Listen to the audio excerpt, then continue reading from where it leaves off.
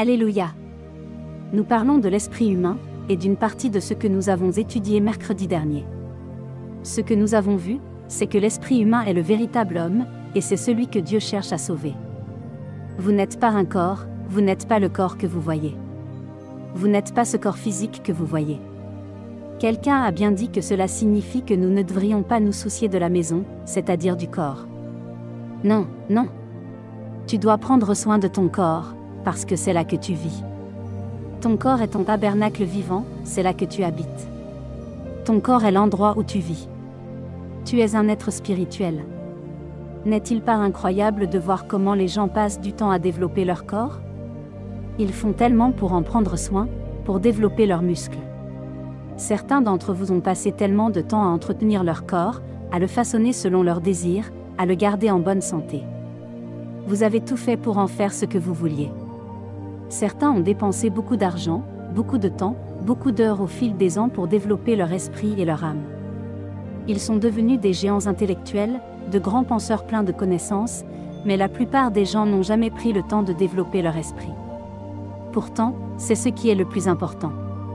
Le caractère de votre esprit détermine le caractère de votre vie. Nous avons ensuite examiné la description que Dieu fait du pécheur, de l'homme qui n'est pas né de nouveau. Nous avons vu ce que Dieu pense de lui, ce que Dieu l'appelle, comment Dieu le voit. Puis, nous avons étudié l'homme qui est né de nouveau, comment Dieu l'appelle et comment Dieu le voit. Nous avons regardé tout cela, tu t'en souviens? Jetons maintenant un coup d'œil à quelques éléments. Ouvrez votre évangile de Matthieu, chapitre 12. Si vous êtes venu ici aujourd'hui sans Bible, je suis désolé pour vous. Où dans le monde pensez-vous aller sans Bible? Vous en avez besoin. D'accord, prenez votre Bible et chantons ensemble cette chanson, J'ai un merveilleux trésor, le don de Dieu sans mesure, nous voyagerons ensemble. Applaudissements. Maintenant, si vous n'aviez pas de Bible, j'imagine ce que vous faisiez pendant que nous chantions. Assurez-vous de venir avec votre Bible. Si vous n'en avez pas, achetez-en une. Vous dites, je n'ai pas l'argent pour en acheter une. Vendez vos chaussures, vendez vos vêtements, vendez tout ce que vous avez pour avoir une Bible. Je vous le dis, cela en vaudra la peine. Dans Matthieu, chapitre 12, voyons ce que Jésus a dit. Écoutez le verset 33. Ou bien faites l'arbre bon et son fruit sera bon, ou faites l'arbre mauvais et son fruit sera mauvais, car l'arbre est connu par son fruit. C'est merveilleux. Rendez l'arbre bon et ses fruits seront bons, ou rendez l'arbre mauvais et ses fruits seront mauvais. En d'autres termes, ce qui compte, c'est la vie de l'arbre.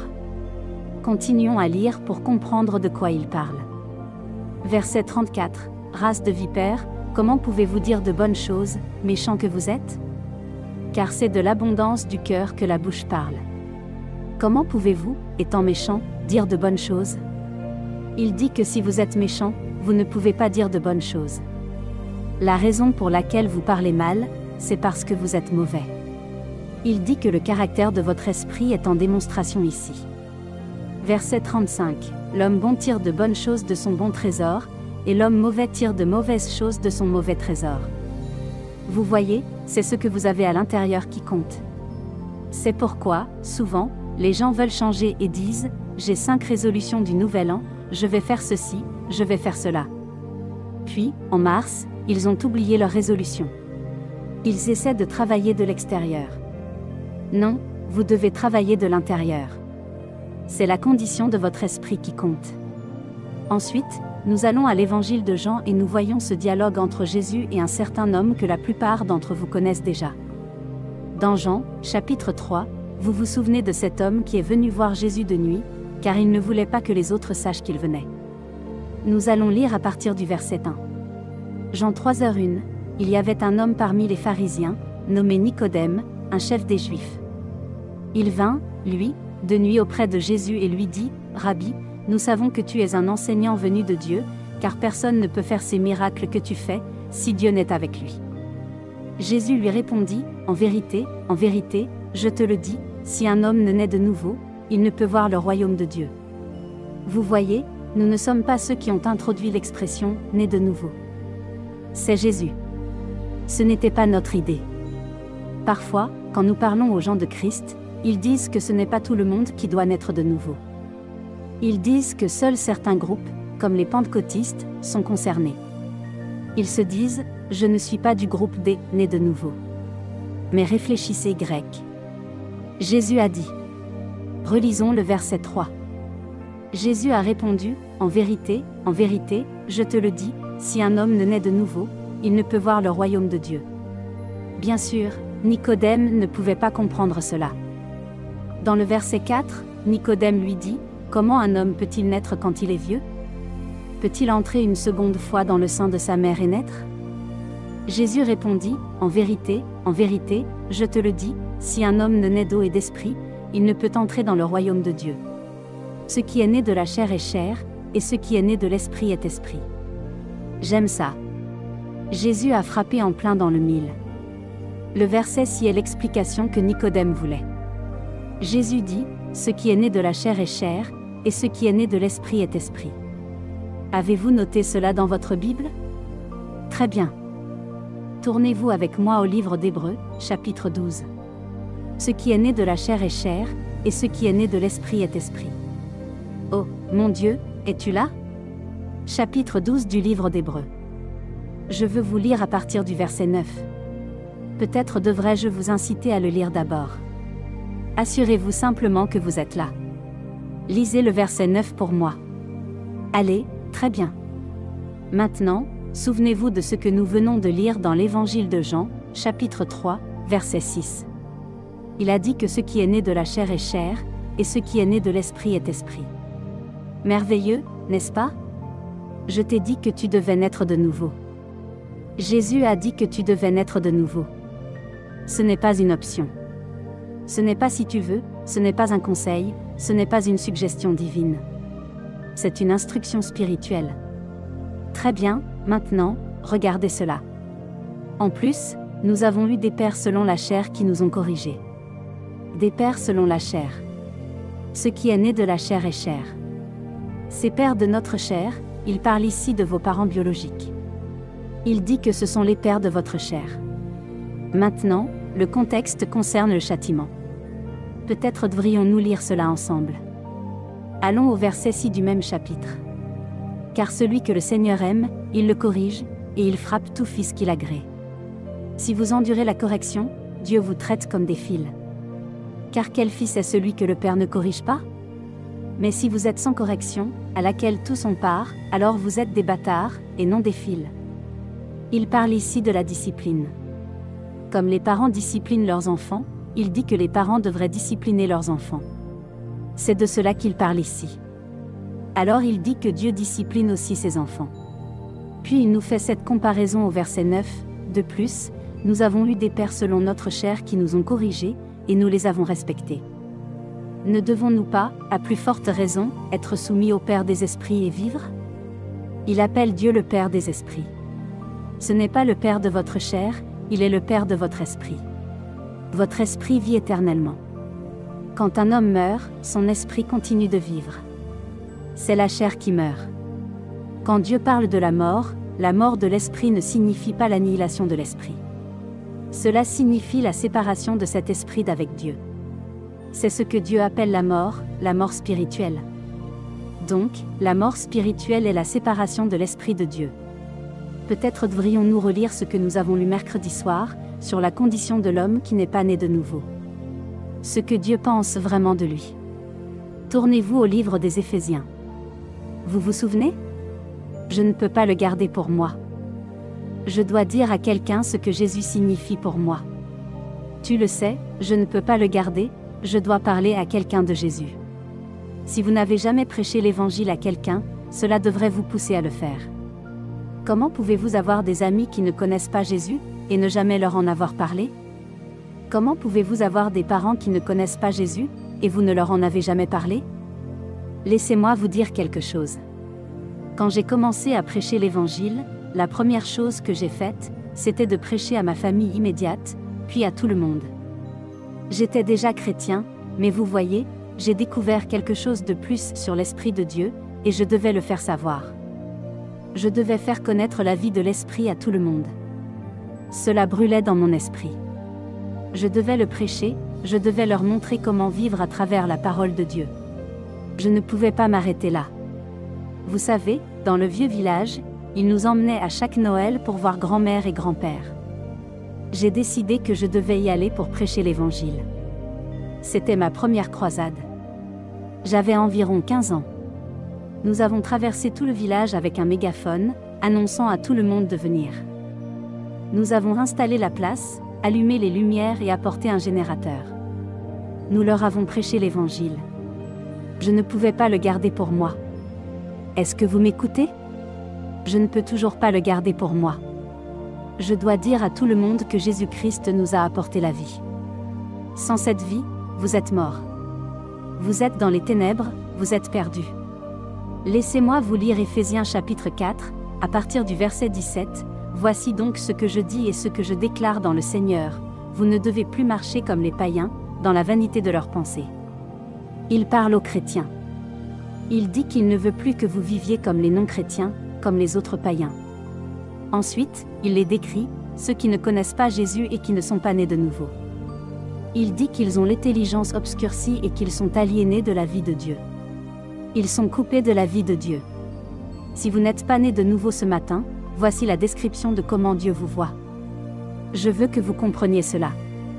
Ils ont l'intelligence obscurcie, ils sont aliénés de la vie de Dieu à cause de l'ignorance qui est en eux, à cause de l'aveuglement de leur cœur.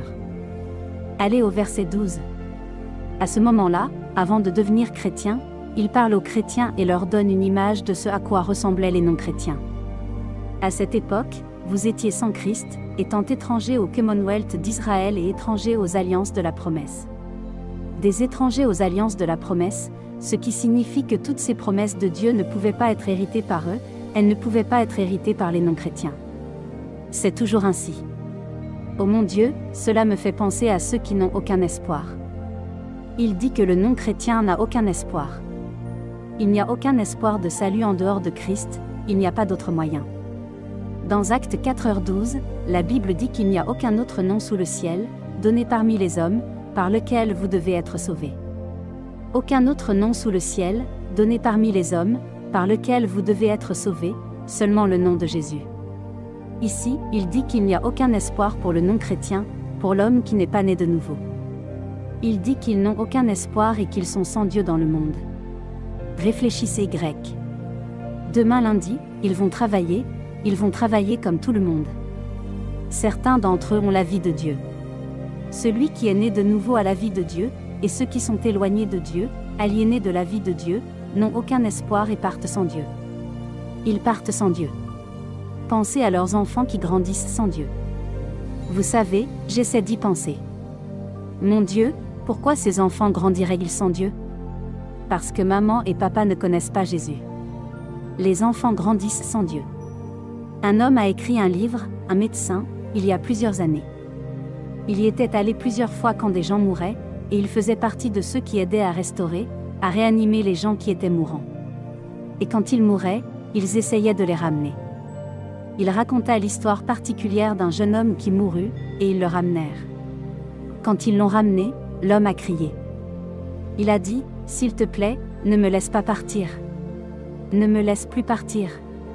S'il te plaît. » Ce jeune homme est revenu à la vie, vous savez. Il a dit, « Mon Dieu, j'allais en enfer. J'allais en enfer. S'il te plaît, ne me laisse pas partir. Quelqu'un, aide-moi, aide-moi, aide-moi. » Il n'arrêtait pas de crier. Il disait, « Attends, attends. » Il ne pouvait pas le faire taire. « Attends, attends. Oh non, ne me laisse pas partir. Ne me laisse pas partir. Mon Dieu. S'il te plaît, ne me laisse pas partir. » Le médecin a dit que ça l'a effrayé, parce qu'il avait été chrétien, mais il n'avait pas vécu comme un chrétien. Il a dit, « Quand je suis rentré chez moi, j'ai nettoyé ma Bible et j'ai recommencé à la lire. » Puis, dans son livre, il a remarqué que lorsque ceux qui étaient chrétiens mouraient et revenaient, ils avaient une histoire différente. Ils voyaient une ville, certains voyaient des anges. Certains d'entre eux traversaient une vallée et se dirigeaient vers une ville.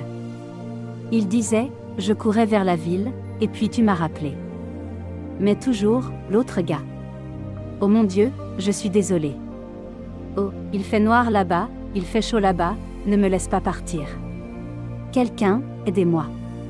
Toujours, le non-chrétien est terrifié. Il a écrit ce livre sur les expériences de mort imminente.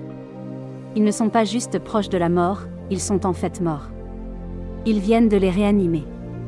Il n'y a aucun espoir et ils sont sans Dieu. Comment pouvez-vous être assis dans l'église sans Dieu? Comment vivez-vous votre vie jour après jour sans Dieu? Peu importe le nombre d'amis que vous avez dans le monde, vivre sans Dieu est la chose la plus terrible à laquelle je puisse penser. Et puis sortir de cette vie pour un enfer brûlant. Ne vivez pas sans Dieu. Ne vivez pas sans Dieu. Je ne vis pas sans Dieu. Je ne vis pas sans Dieu. Comment pourriez-vous? Vos voisins pourraient vous aimer, vous pourriez être populaire, mais la Bible dit qu'il n'y a pas d'espoir et que vous êtes sans Dieu dans ce monde. Oh Dieu! Plusieurs fois, je remercie Dieu. Je remercie Dieu parce que je suis né de nouveau. J'ai dit, merci Jésus. Oh, j'aurais probablement déjà été en enfer ou j'aurais été sur le chemin de l'enfer, mais merci à Dieu, j'ai reçu la vie éternelle par Jésus-Christ. Merci à Dieu. Alléluia. Merci à Dieu que je suis né de nouveau. Oh. Je n'ai aucun espoir sans Dieu, sans Dieu. Je ne sais pas combien de temps tu veux rester sans Dieu. Je veux appeler maintenant pour donner ton cœur à Christ. Je ne sais pas pourquoi tu pourrais encore passer un moment de plus sans Dieu. Tous ceux qui ne sont pas nés de nouveau et qui veulent donner leur cœur à Christ, cette fois, ce moment. Je veux vous donner l'opportunité de recevoir cet appel maintenant. Cela ne sert à rien de vivre une heure de plus, une minute de plus sans Dieu. Tous ceux qui veulent naître de nouveau, levez-vous maintenant. Levez-vous rapidement. Levez-vous et avancez pour que je puisse vous conduire au salut avant de continuer. Vous devez recevoir Christ, vous devez recevoir le salut, et vous devez le faire maintenant. Avancez et venez vite, dépêchez-vous, n'attendez pas. Applaudissements. Vous savez, Jésus est venu pour une raison. Il connaissait la terreur du jugement, la terreur de la condamnation. Il la connaissait et il est venu pour nous en sauver.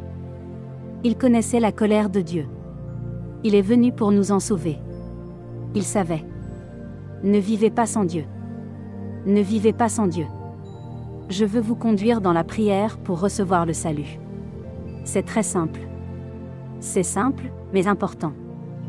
Dans Romains chapitre 10, verset 9, la Bible dit que si vous confessez, déclarez de votre bouche que Jésus-Christ est Seigneur, et croyez dans votre cœur que Dieu l'a ressuscité des morts, vous serez sauvés. Dites ceci, je crois de tout mon cœur que Dieu a ressuscité Jésus des morts. Crois-tu? Crois-tu que Dieu a ressuscité Jésus d'entre les morts? Alors, dis ceci, je l'avoue de ma bouche. Jésus-Christ est le Seigneur de ma vie à partir de ce jour. Loue le Seigneur. Saviez-vous que c'est ce qui vous sauve? Mettez votre main sur votre poitrine, et dites ces mots au nom du Seigneur Jésus-Christ, je reçois la vie éternelle. Je veux te remercier, Seigneur, d'avoir sauvé mon âme. Mes péchés sont lavés, le sang de Jésus a purifié mon esprit. Après avoir péché, j'ai une nouvelle vie. Maintenant, Christ est en moi.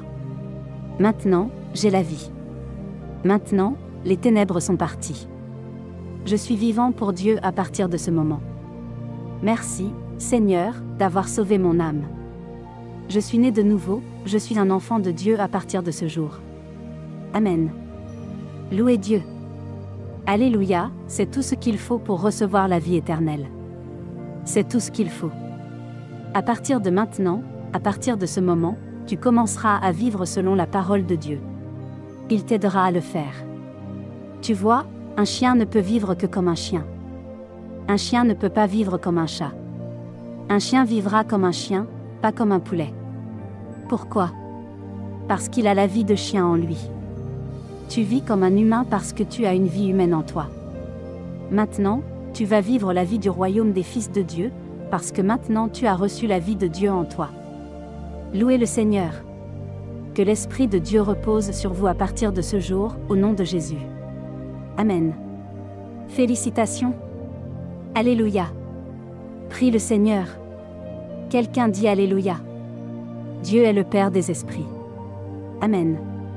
J'ai dit qu'il est le Père des esprits. Il n'est pas le Père de la chair, c'est le Père des esprits.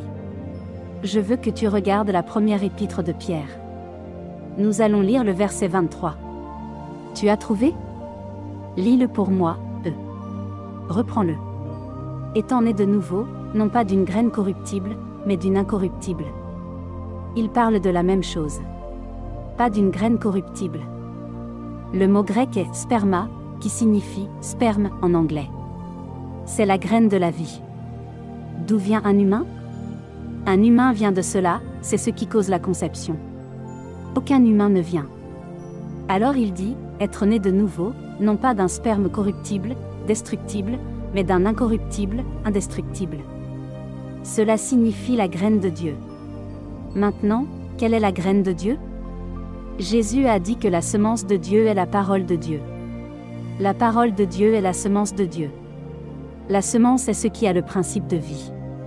Elle contient l'essence. Donc, la parole de Dieu est la semence de Dieu. Votre chair est née d'une graine corruptible, une graine destructible, mais votre esprit est né de la graine incorruptible de Dieu, qui est la parole de Dieu. Donc, nous sommes nés de nouveau par la parole de Dieu. Dites Amen. Amen. Nous sommes nés de nouveau par la parole de Dieu. Tu sais que la vie de Dieu est dans la parole de Dieu. Quand tu reçois la parole de Dieu, tu reçois la vie de Dieu. Comme ceux qui viennent de faire ce qu'ils ont fait, c'était de recevoir la parole et d'agir en conséquence par la foi, et faire la proclamation de la parole selon les Écritures, et ils ont reçu la vie éternelle. Les bénédictions spirituelles de Dieu nous sont apportées à travers sa parole. C'est ainsi qu'elles nous parviennent. Elles parviennent à nos esprits à travers la parole de Dieu, parce que la parole de Dieu est esprit. La parole de Dieu est esprit. Jésus a dit, « Les paroles que je vous dis, elles sont esprit et elles sont vie. » Alléluia. Donc, il dit, être né de nouveau, non pas d'une semence corruptible, mais d'une incorruptible, par la parole de Dieu qui vit et demeure pour toujours. Maintenant, toute cette Bible parle du salut pour l'esprit humain. C'est de cela qu'il s'agit, c'est du salut pour l'esprit humain. Parce que l'homme a été séparé de Dieu là-bas dans le jardin. Vous vous souvenez quand Dieu a dit à Adam, « Le jour où vous mangerez de cet arbre de la connaissance du bien et du mal, vous mourrez sûrement. » Et il est mort. Il a été coupé de Dieu et chassé de la présence de Dieu. Donc, Adam a perdu avec Dieu, et Dieu a dû élaborer un plan de rédemption pour qu'il puisse récupérer l'homme. Mais plusieurs choses se sont produites lorsque l'homme est tombé, et je veux que vous compreniez cela. Tout d'abord, vous avez étudié le livre de la Genèse. Vous découvrez qu'Adam connaissait Dieu. Maintenant, vous n'avez jamais pensé qu'Adam avait une relation avec Dieu comme un être physique. Parce qu'Adam n'a jamais eu de relation avec Dieu comme un être physique, cela signifie que Dieu ne s'est pas manifesté en tant qu'être physique. Avec quoi avez-vous eu une relation? Puis-je vous entendre? Esprit. Peut-être devrions-nous le regarder. Tournons-nous vers la Genèse. Oh! Gloire à Dieu! Regardez, Genèse chapitre 3, au verset 8. Lis un peu. Allez, verset 8. Ok, ils connaissaient Dieu comme une voix. As-tu remarqué? Il dit qu'ils ont entendu la voix du Seigneur Dieu marchant. La voix de Dieu marchait dans le jardin, dans la fraîcheur du jour.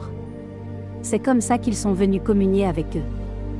Ils ont entendu sa voix. Quelle est l'importance d'une voix? Quelle est l'importance d'une voix? C'est l'importance d'une voix. Si vous entendiez une voix qui n'avait pas de mots, vous ne pourriez pas distinguer les mots de cette voix. Ça ne te dit rien. Si j'y vais, tu dirais, qui fait du bruit? C'est du bruit. Mais si je dis « bonjour », tu te retournes et regardes, parce que ça signifie quelque chose pour toi. Donc, l'importance de la voix, ce sont les mots. Donc, ils connaissaient Dieu comme une voix. Et puis, en ce qui les concerne, lorsqu'ils entendaient la voix de Dieu, la présence de Dieu était là où se trouvait la voix de Dieu. C'est pourquoi la Bible dit que lorsqu'ils entendirent la voix du Seigneur Dieu marchant dans la fraîcheur du jour, ils se cachèrent de la présence du Seigneur. Où était la présence? Où était la voix? Mais ils ont oublié qu'ils n'avaient pas affaire à quelqu'un d'aussi limité qu'eux, mais à Dieu Tout-Puissant qui pouvait voir partout. Comment se cacher de Dieu? Ce n'est pas possible. Et Dieu a fait semblant de ne pas savoir ce qu'il faisait. Il a dit, « Adam, où es-tu? Où es-tu » Et il regarde Adam, et Adam dit, « Je me cache. » Tu vois, Dieu est partout. Comment peux-tu te cacher de Dieu? Dieu est là où il est, et il pense à la voix qu'il entend là-bas. Il dit, « J'ai entendu ta voix dans le jardin, et j'ai eu peur parce que j'ai découvert que j'étais nu. » Et Dieu a dit, « Qui t'a dit que tu étais nu? As-tu fait ce que je t'ai dit de ne pas faire? » Il a dit, « Oui, j'ai fait. La dame que tu m'as donné quelque chose à manger. » Et Dieu a dit, « Femme, qu'as-tu fait? » Elle a dit, « C'est le serpent qui m'a trompée. C'est pour ça que je ne l'aurais pas mangé. C'était le serpent qui m'a trompée. » Et Dieu n'a pas eu de dialogue avec le serpent. Il a dit, « Tu iras parmi toutes les bêtes sur ton ventre. Et ses membres choqueront. » La Bible dit qu'il était l'un des bovins et il est devenu un serpent. Louez Dieu, vous êtes toujours là. Donc, Dieu en tant que voix, ce qui signifie que la voix représentait les paroles de Dieu. Les paroles de Dieu viennent de la parole de Dieu. Peut-être que vous ne comprenez pas toute cette classification, laissez-moi vous expliquer. La voix de Dieu représente les paroles de Dieu. Parce que cela fait ressortir des paroles de Dieu, mais les paroles de Dieu sont basées sur la parole de Dieu, parce que les paroles de Dieu sont basées sur la totalité de sa révélation et de sa personnalité, qui est la parole de Dieu. Maintenant, nous revenons au chapitre 1 de Jean. La Bible nous dit dans le verset 14 que la parole est devenue chair et a habité parmi nous. Oh, c'est Jésus. Jésus était cette voix devenue chair. La voix dont Adam savait que ce n'était qu'une voix, mais c'était la parole. La même parole qui disait « que la lumière soit », et là était la lumière. La même voix qui disait que les arbres fruitiers poussent avec des fruits et des graines en eux.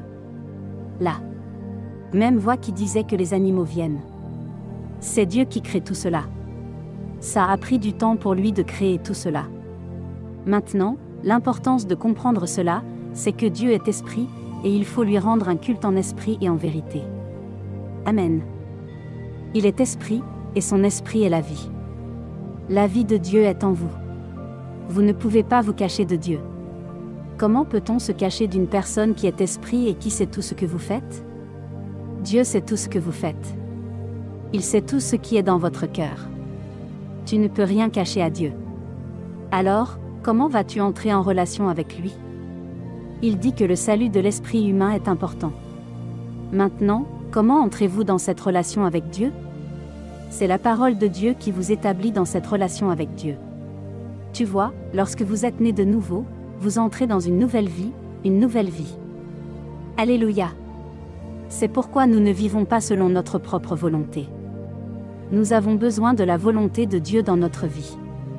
À partir de ce jour, votre foi ne sera plus la même. Parce que vous n'allez pas commencer à croire pour les choses que vous voulez. Vous commencerez à croire pour ce que Dieu veut que vous fassiez. Louez Dieu, je suis très heureux que vous soyez ici aujourd'hui. Soyez nés de nouveau et entrez dans la famille de Dieu. Amen. Allez, allumez-vous, éveillez-vous, parce que le moment est venu où Dieu va vous faire connaître sa volonté et ses plans pour vous. Jésus est la parole de Dieu.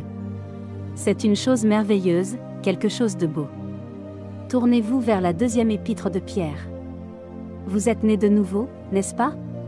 Deuxième Pierre, chapitre 1. Je veux que nous lisions quelque chose, en commençant par le verset 1. Deuxième Pierre, chapitre 1, verset 1, Simon-Pierre, serviteur et apôtre de Jésus-Christ, à ceux qui ont obtenu une foi précieuse comme la nôtre. Oh, gloire à Dieu! C'est par la justice de notre Dieu et Sauveur Jésus-Christ que nous avons cette foi précieuse. Je ne peux même pas lire ces versets sans ressentir l'onction de Dieu en moi. Je ne sais pas comment vous lisez votre Bible, mais quand je la lis, mon esprit est ouvert, alerte. Puis-je relire ce verset? Dieu a béni le simple fait de lire, Simon-Pierre, serviteur et apôtre de Jésus-Christ, à ceux qui ont obtenu une foi précieuse, comme la nôtre, par la justice de notre Dieu et Sauveur Jésus-Christ. Regardez ça. La grâce et la paix vous soient multipliées à travers la connaissance de Dieu et de Jésus notre Seigneur. La grâce et la paix, c'est ainsi qu'elles sont multipliées dans votre vie, à travers la connaissance. Cette connaissance est une pleine et totale compréhension. Cela signifie connaître intimement ce qui est connu. Comprenez-vous ce que je dis? C'est cette connaissance qui transforme votre vie. Je peux dire que j'ai reçu la grâce et la paix multipliées dans ma vie. Je n'ai jamais de mal à dire que je n'ai pas la paix. Non, J'ai toujours la paix. Je fonctionne toujours dans la grâce de Dieu, car elle vient à travers la connaissance de Dieu et de Jésus notre Seigneur. Dites Amen. Maintenant, au verset 3, selon sa puissance divine, il nous a donné tout ce qui concerne la vie et la piété. Remarquez qu'il parle de l'esprit humain ici. Le salut vient de notre esprit. Dieu est le Père des esprits. Il construit notre nature spirituelle et nous donne des informations sur ce qui est déjà accompli dans nos esprits. Jésus a dit, « Faites que l'arbre soit bon, et son fruit sera bon. » Il rend l'arbre bon, donc le fruit est bon. Il embellit ma vie pour que tout ce qui sorte de moi soit bon. Il me montre ce que j'ai en moi, la qualité de mon esprit, afin que je puisse vivre de l'intérieur. Encore une fois, au verset 3, selon sa puissance divine, il nous a donné tout ce qui concerne la vie et la piété, à travers la connaissance de celui qui nous a appelés à la gloire et à la vertu. Par la connaissance de la révélation de Dieu, nous avons tout ce dont nous avons besoin pour la vie.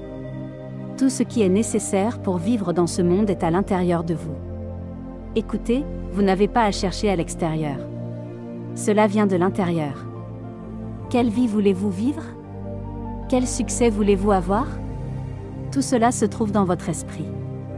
Dieu vous a donné tout ce qui concerne la vie et la piété. Au verset 4, il est dit, par lesquelles il nous a donné de grandes et précieuses promesses, afin que, par elles, vous puissiez participer à la nature divine après avoir échappé à la corruption qui est dans le monde par la luxure. Oh, gloire à Dieu! Nous sommes participants de la nature divine. Je vis une expérience divine, une réalité divine. La divinité est à l'œuvre en nous. Dites Amen. Je n'échouerai jamais dans aucun effort. J'ai un excellent esprit, et je suis appelé à la gloire et à l'excellence. Je réussis dans tout ce que je fais. Ma vie est un témoignage toujours croissant, témoignage après témoignage. Allez, criez Amen. Quelqu'un adore Dieu et le remercie. Gloire à Dieu.